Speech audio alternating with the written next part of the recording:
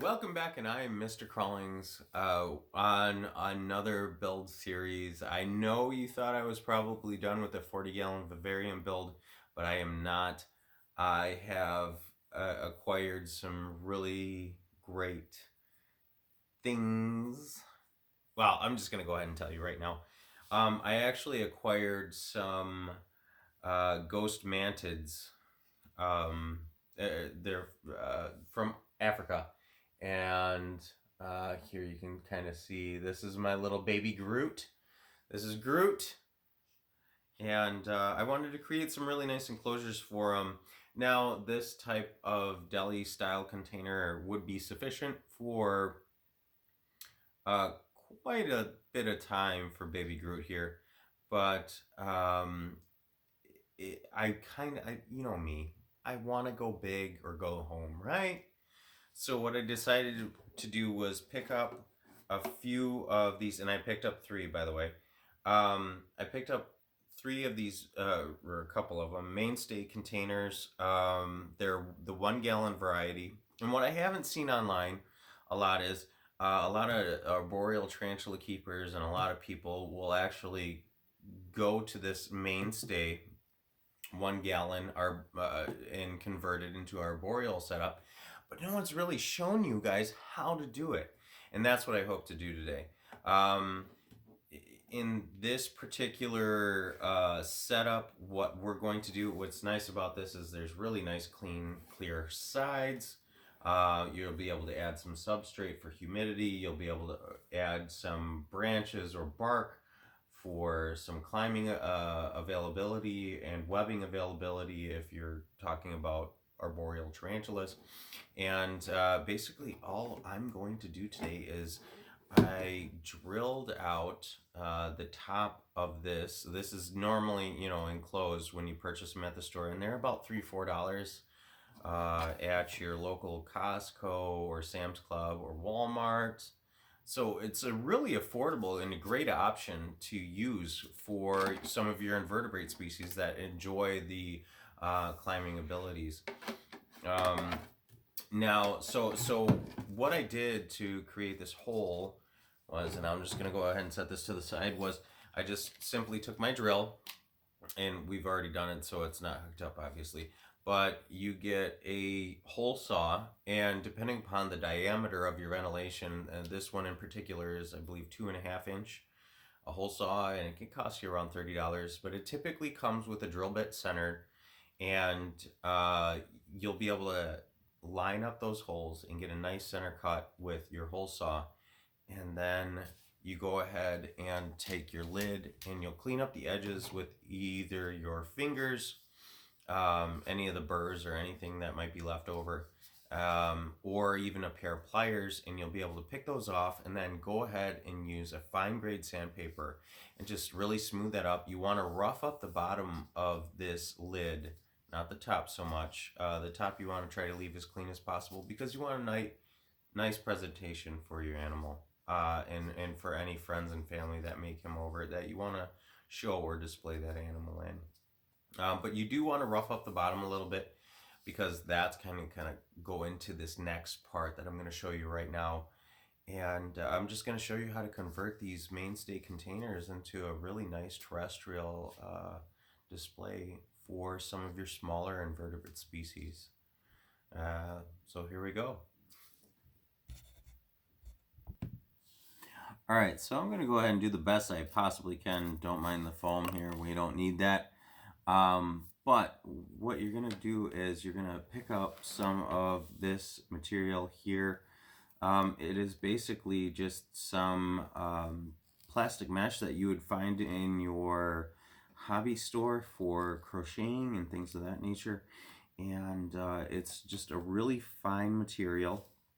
And what you're going to go ahead and do is you're going to place this and create your template. Now off to the side here, I will show you in a second, I got a hot glue gun, but you want to utilize as much of this material as you possibly can. So what I got here is a Sharpie, and then you simply go ahead and outline the majority of the diameter of the lid, okay?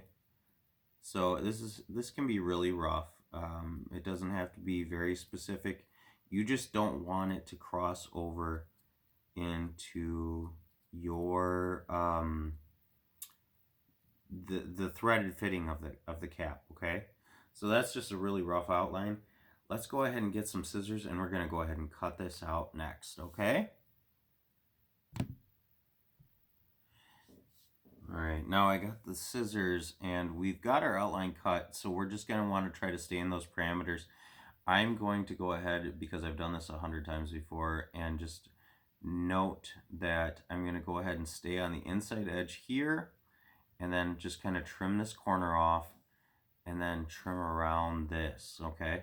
And that's going to allow me for a lot more options with just this one sheet. Now, typically when you buy this type of material, and I'm going to go ahead and start cutting here, you're able to purchase sheets of about 10 or so, but you're going to want to just kind of lay down in the inside here. So let's go ahead and do that real quick. And I'll do like so. And it doesn't have to be perfect, okay? You guys don't have to be, you know, Picassos at this or anything. You just want it to be close, like so. And then you're just going to want to lay it down here in the center, right? And that lays really nice and flush. You can see from the top side, it creates a really beautiful kind of pattern and ventilation. So now what we're going to want to do, if you don't want that exposed, so simply just, you could kind of flip it over. It's not as bad. But you're going to take your hot glue gun, which you've had ready over here, I had off to the side, and you're just going to want to kind of create a couple beads around that. I'm just adjusting my glue stick here.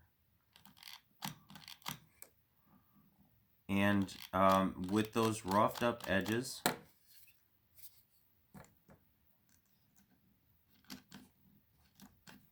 you're going to go ahead and add your dobs of glue, like so, and that's going to create a nice layer. Now you can go ahead, once you've added a few little gobs, you'll be able to go back through and seam it all the way up, all the way around if you want, just to make sure, like in my case, I'm gonna probably do it, none of the fruit flies kind of get out of there, but I've already done a full circle here on this. I'm gonna go ahead and set that to the side, and that's gonna adhere to the top of the lid really well. And you're still going to be able to create that nice seal by screwing it down. So we're going to go ahead and wait a few minutes, and then I might go ahead and come back here in a minute, and I'll just go ahead and seal all the way around. And because I will be feeding my little baby fruit flies will be able to get through this ventilation on the lid. So really great idea that you might want to go ahead and use yourself is that use maybe a coffee filter and go ahead and put it around the top here, and that's going to prevent those fruit flies from escaping out, the flightless fruit flies from escaping out into your room. So let's go ahead and do that here in just a couple seconds. Well, on your side anyway. On my side, we're going to wait about a minute or so. Okay, next here I'm going to go ahead and show you how I'm going to set this enclosure up for my mantids. And if you guys have anything to chime in, this is my first time keeping ghost mantids, so if there's something that you don't like about what I'm doing, feel free to chime in, and I'll be happy to take all of that into consideration. Now, what we're going to go ahead and do is, let me go ahead and set this stuff off to the side. I actually have out of frame container of all my various materials that I like to use for setups. And here I have some coconut husk. This is probably going to be really dirty. go ahead and set this up. We're only going to put a little substrate in there, not too much. With tarantulas, you always want to use a lot, but with these having a lot of small invertebrates going in there, I don't want to give them a lot of places to hide. So there we go. It's just a little bit of coconut husk in there. Next, I think I want to add this nice little piece of cork bark. I think that'll facilitate some more natural behavior. And since we got the scissors over here, and I do have this piece of silk foliage, I'm going to go ahead and cut a piece off of that. Make sure you use nice strong scissors or shears. Let's see what I got over here. There we go. Tin snips, if you can't use like regular scissors or anything like that, that'll help you with trimming that off. So here, what you didn't get to see off a frame was just a little piece of leaf litter kind of in there coming up, and we want to make it very naturalistic for our little invert here. And also I went ahead and just cut a piece of coffee filter and fit it along the top, so you can kind of see on the outside you got the plastic that's supporting it. Well, when you screw this down, it's actually going to create a nice seal, and you won't have to worry about your fruit flies or anything like that getting out of here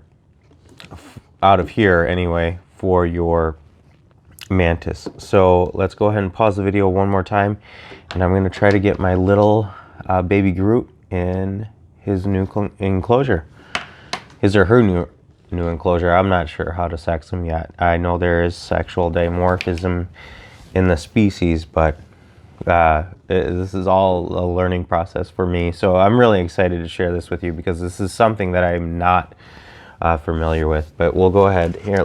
You know what? Let's go ahead and see if I can get baby Groot out. He is on this little strip right here. Something very similar to what I would use, what I used on the top. But little baby Groot, God, they're so freaking adorable. If you guys don't have ghost mantids, see, now their natural tendency is to climb upwards. So what I want to do is, and you're just seeing my wrist here, but I want to provide a climbing opportunity for him to kind of get out and get onto that cork bark, so I can remove this. And before he decides to leave his new enclosure, let's see if we can get a shot, a little baby Groot up here on his cork. Look at him, just cute as a button. And you'll know why I named him baby Groot, just because they look like a tiny little dead leaf, and they're just gorgeous. Super excited about him. Let's go ahead and pause this video one more time, and I'm going to go ahead and put the top on. Alright, so there we are with baby Groot in his new enclosure, his little Mainstay 1 gallon. He's kind of exploring around up on the top here. I'm really happy with how this came out. It's very simplistic in design, and that's kind of what you want when you're dealing with a more fragile species like mantids. I couldn't be happier. I have 3 of this species, and that's how you basically create a Mainstay, or convert a Mainstay 1 gallon into an arboreal setup for your invertebrates. I'm really happy. I hope you guys have actually learned a little bit today about how to convert one of those containers over into something that you could keep your arboreal species in. Actually, off to the side here, I'm going to go ahead and show you. So for some of your tarantula species or larger species that you don't have to worry about small invertebrates climbing out of, you can actually simply, and I'll try to show closely here, you can simply just go ahead and solder, use a soldering iron and melt holes into the enclosure. Make sure you get plenty of cross ventilation. I have, I do 5 holes on either side typically, 3 on top, and then I typically go ahead and do 3 to 6 on the back to make sure you get plenty of airflow through there, because you don't want mold or any other funguses to start to grow, especially if you're keeping a more humid species. But with this being an African species of mantis, they won't need nearly as much, and their care requirements are very minimal as far as it goes, mantids go. And I'm really excited, guys. I don't know what else to say except for, if you keep it crawling. Until next time, this is Mr. Crawlings. Thanks for watching. If you want, go ahead and like, subscribe, and hit that bell icon.